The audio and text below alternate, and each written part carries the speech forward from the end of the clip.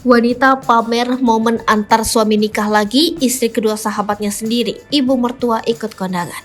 Viral video di media sosial yang menampilkan seorang wanita menghadiri pernikahan suaminya sendiri. Sontak hal itu langsung menarik perhatian netizen.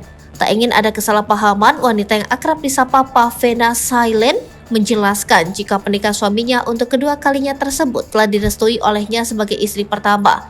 Pavena juga menjelaskan jika sosok istri kedua untuk suaminya bukanlah orang asing.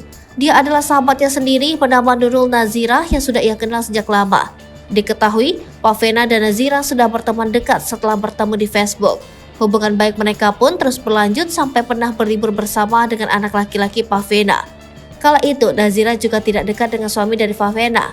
Namun suatu hari, Nazira mulai mencari pekerjaan. Pavena kemudian menawarkan untuk membuka bisnis bersama dengan memanfaatkan live streaming di TikTok.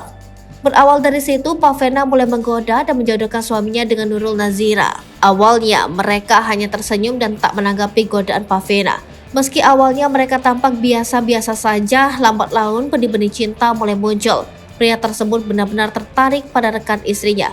Meski begitu, ia tidak menyesali perbuatannya. Pavena senang dengan Nurul Nazira karena sikapnya yang lembut.